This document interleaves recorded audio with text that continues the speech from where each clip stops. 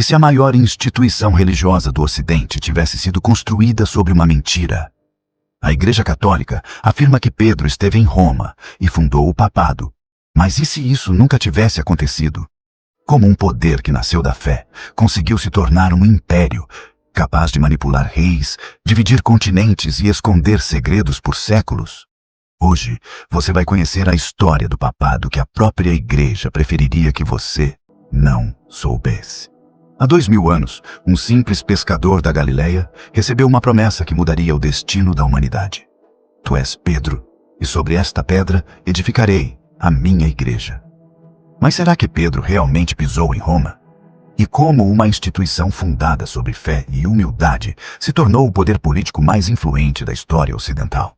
Hoje, vamos revelar a verdadeira história do papado. Das catacumbas romanas aos arquivos secretos do Vaticano.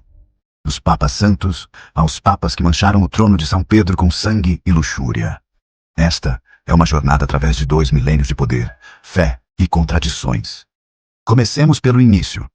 A tradição católica afirma que Pedro foi crucificado em Roma no ano 67, de cabeça para baixo, por não se considerar digno de morrer como seu mestre. Sob a Basílica de São Pedro, escavações arqueológicas encontraram ossos envoltos em tecido púrpura com fios de ouro. Uma inscrição grega com o nome de Pedro.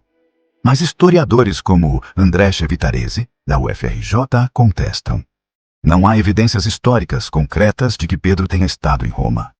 O conceito de papado, como conhecemos hoje, só surgiu no século V, com Leão I. Durante os primeiros 3 séculos, não havia um bispo supremo. As igrejas de Roma, Alexandria e Antioquia compartilhavam autoridade. O título Papa só se tornou exclusivo do bispo de Roma no século XI. Mas foi quando o Império Romano caiu que a Igreja encontrou seu verdadeiro poder. Em 313, Constantino legalizou o cristianismo.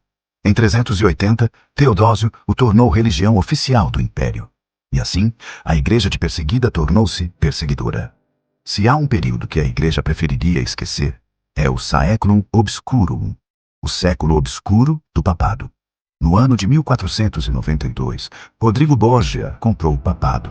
Literalmente, ofereceu bispados, terras, mulas carregadas de prata aos cardeais em troca de votos.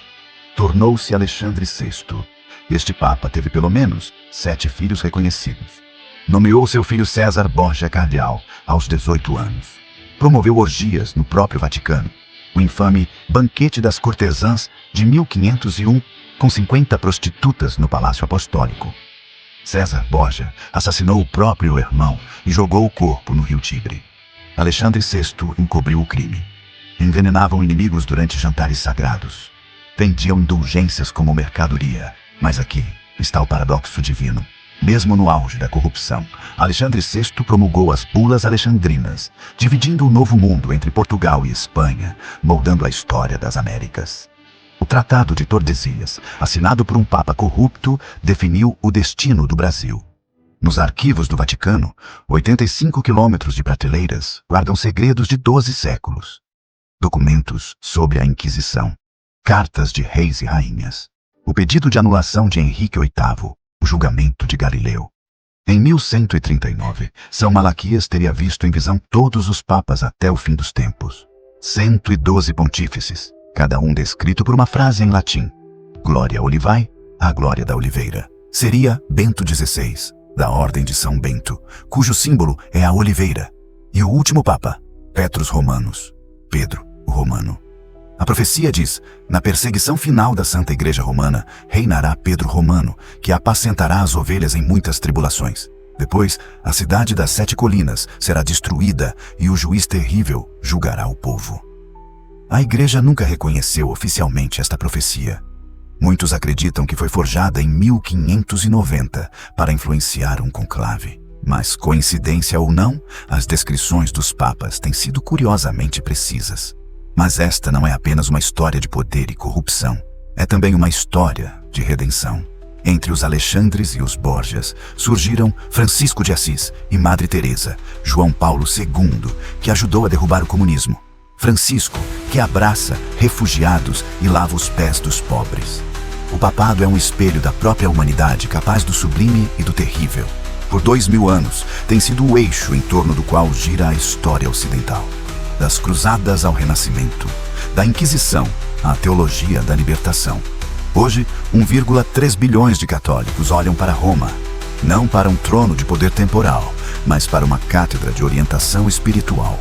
Porque, no fim, a verdadeira autoridade do Papa não vem de exércitos ou riquezas, mas da fé inabalável de que, apesar de todas as falhas humanas, existe algo maior que nos guia. Pedro, o pescador que negou Cristo 3 vezes, tornou-se a rocha sobre a qual foi construída a Igreja. E talvez seja exatamente esta imperfeição redimida que torna o papado tão profundamente humano e paradoxalmente divino.